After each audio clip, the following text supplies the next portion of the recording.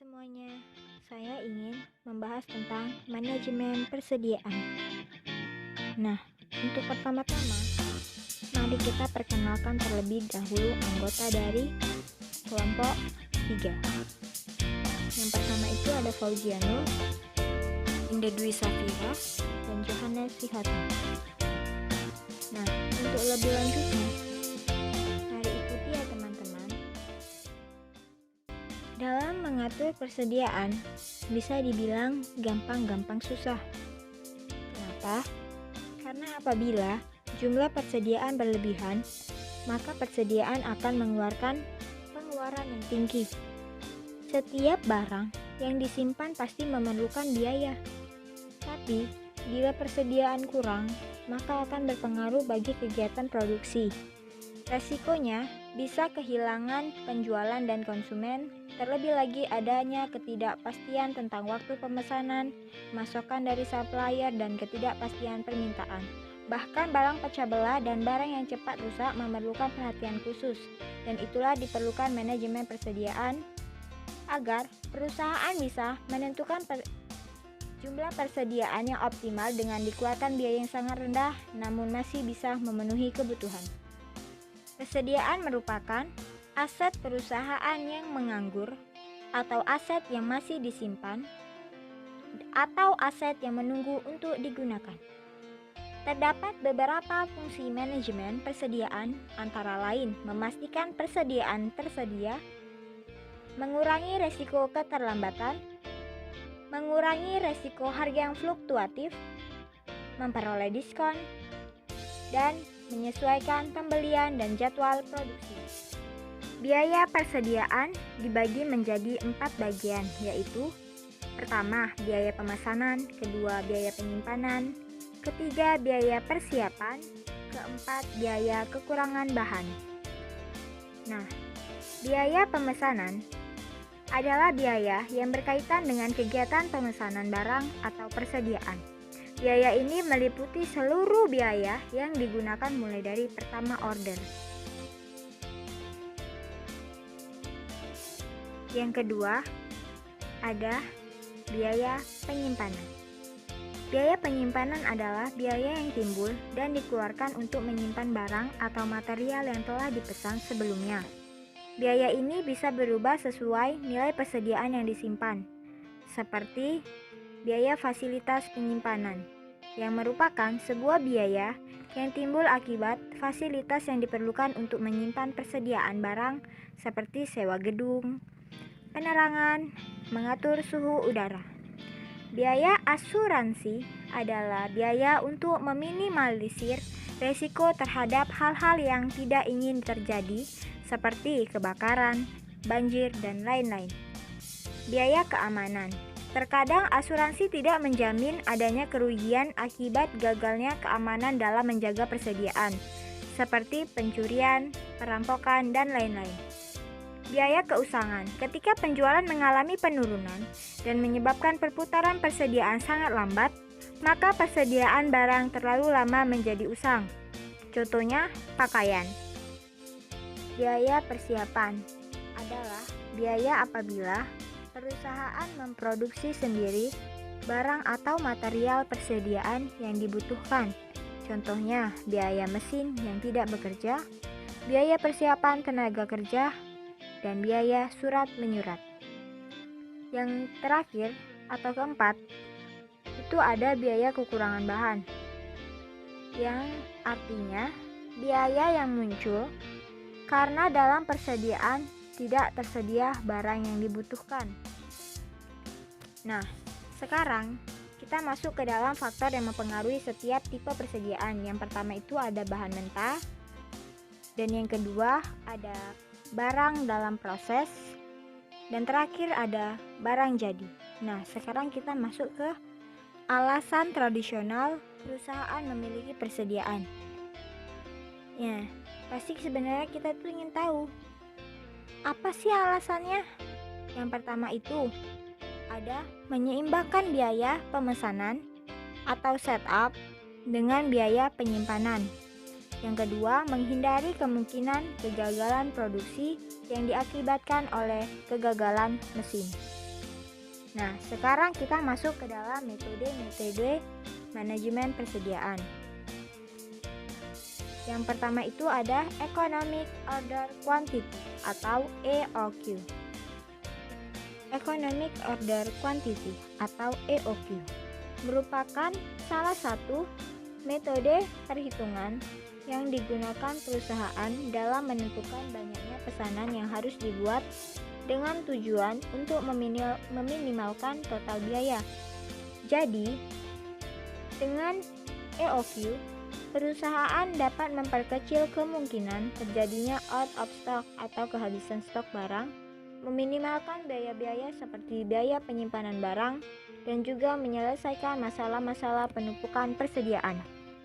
Rumus biaya pemesanan yaitu TC atau Total Ordering Carrying Cost sama dengan price kali demand per quantity ditambah cost kali quantity per 2. Diilustrasikan, sebuah perusahaan Ambigu Corporation adalah perusahaan jaya yang memberi pelayanan garansi bagi produsen video recorder. Perusahaan ini mampu menerima permintaan tahunan sebanyak 25.000 unit. Biaya untuk melakukan dan menerima pesanan adalah sebesar $40. Sedangkan jumlah unit yang dipesan setiap kali pemesanan adalah 500 unit. Adapun biaya penyimpanan per unit per tahun yakni sebanyak $2 per unitnya. Dari data tersebut, berapa total biaya pemesanan? Nah, dengan menggunakan rumus Total Ordering and Carrying Cost, kita mendapatkan hasil sebanyak $2.500. Tapi, apakah dengan $2.500 adalah nilai yang ekonomis? Untuk mengetahuinya, kita masukkan data tersebut ke dalam rumus EOQ. Rumus EOQ sama dengan akar dari 2 kali demand kali price per cost. Nah, setelah itu kita hitunglah lagi biaya pemesanan dengan mengubah kuantitinya menjadi 1000 dan didapatkan hasilnya total ordering and carrying cost with EOQ sebanyak $2.000. Dengan begitu, perusahaan dapat menghemat dengan sebanyak $500 dari sebelum menggunakan perhitungan EOQ. Tapi, kapan waktu memesannya?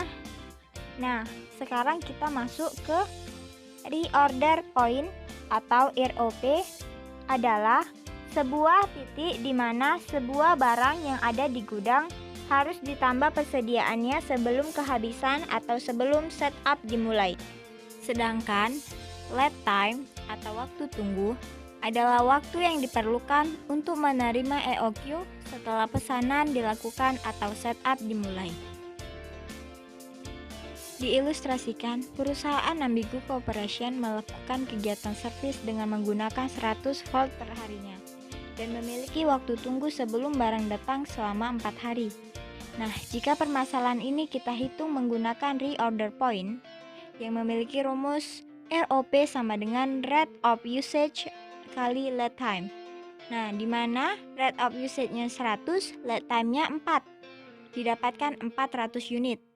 Untuk menghadapi ketidakpastian kebutuhan pelanggan serta mengantisipasi adanya kekurangan persediaan, perusahaan perlu membuat adanya safety stock atau persediaan tambahan. Misalnya, penggunaan perharinya maksimal 120 part. Maka, perusahaan harus membuat safety stock sebanyak 80 unit. Nah, dengan begitu, jika kita hitung kembali ROP-nya, ditambah safety stock, akan didapatkan nilai ROP-nya sebesar 480 unit dengan menggunakan safety stock. Kemudian kita masuk ke just in time atau JIT. Just in time atau JIT adalah suatu sistem produksi yang dirancang untuk mendapatkan kualitas, menekan biaya, dan mencapai waktu penyerahan seefisien mungkin. JIT menghapus seluruh jenis pemborosan yang terdapat dalam proses produksi sehingga perusahaan mampu menyerahkan produknya sesuai permintaan pelanggan secara tepat waktu.